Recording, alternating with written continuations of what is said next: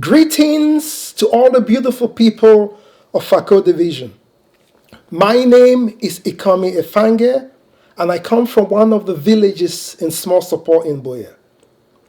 Today, I want to talk to you about EPASA MOTO, or like the Bakweris would say, EPASA MOTO. You see, EPASA MOTO is a subject that most people avoid. Even the elders don't want to talk about it. You can go to the most remote villages in Fako Division and nobody wants to talk about EPASA MOTO. Is it possible that they don't talk about EPASA MOTO because they don't know what it is? Or is it equally possible that they have simply forgotten what our ancestors taught us about EPASA MOTO? And because we don't talk about it, we are left behind with this comical and childish narrative of what EPASA MOTO is. In the streets, they talk about this mystical creature, half rock, half human, that lives up there in Mount Fako. We talk about this mystical creature with godlike powers. This mystical creature that is holding back the wealth of the people in Fako Division until we make human sacrifices to the gods. These narratives are wrong. And today, I'm inviting you here in a conversation where we're going to remove the veil and talk about EPASA MOTO in its authenticity. For those of you who don't speak the language, EPASA MOTO, translated into English, is half human.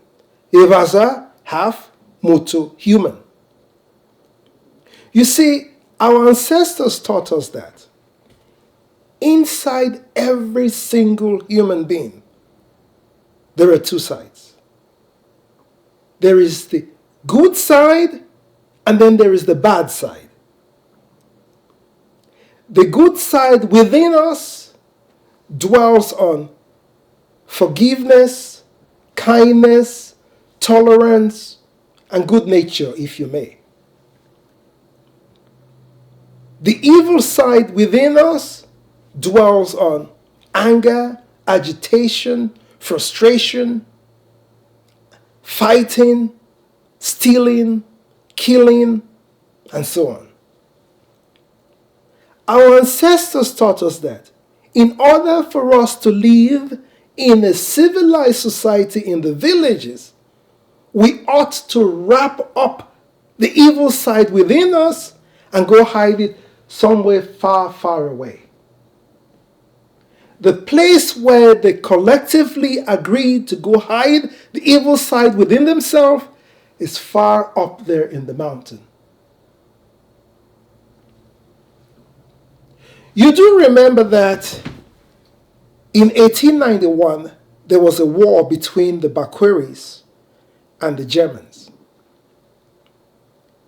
The Germans observed during that war that Bakweri warriors will make rituals around campfires, and they will sing a mantra, EPASA MOTO, EPASA MOTO, while pointing up in the mountain. They concluded that, look at these pagans worshipping a pagan god up in the mountain.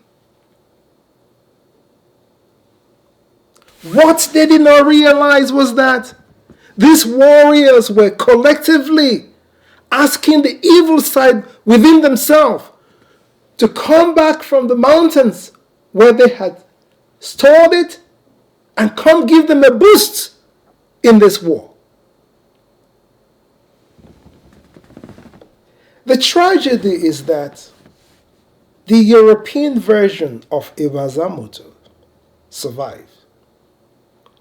What our ancestors really meant about EPASA MOTO has been washed aside. Is this satisfactory to you?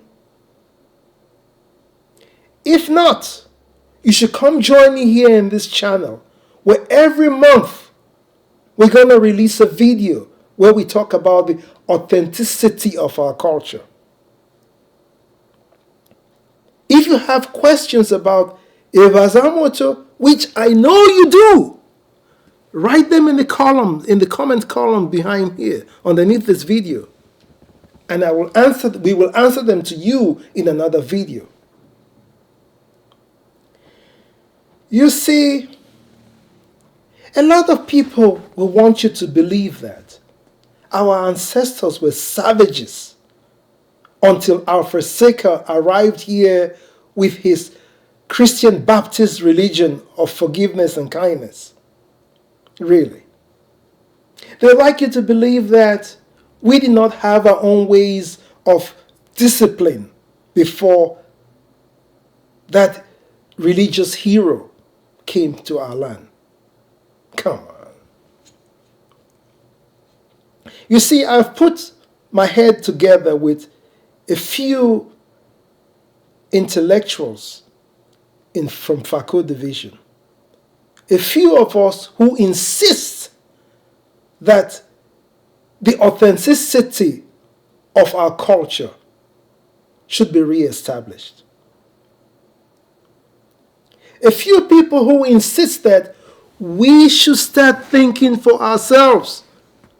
Because when you think for yourself, that's when you trigger the intellect within you. When you trigger the intellect within you, you become who you are. And who you are is somebody from Fako division. And when you accept that you're somebody from Fako division within yourself, then you begin to feel empathy for the culture. You begin to feel sympathy for the culture. That is how we re-establish the authenticity of our culture. Don't be misled with this glamorous thing that everybody is doing out there. Our culture is not only about eating kwakoko and dancing. We are beyond that. And if you choose to really join in the conversation of who the people of Fako division are, I'm inviting you here every month where we're going to have a video about ourselves, about the authenticity of our culture. The next video would be about the mystical sugarcane farm on Mount Fako. If you want notification of when this video is coming out, subscribe here on this YouTube channel. And we'll see you at another time. Once again, thank you for your time. My name is Ikomi Efange.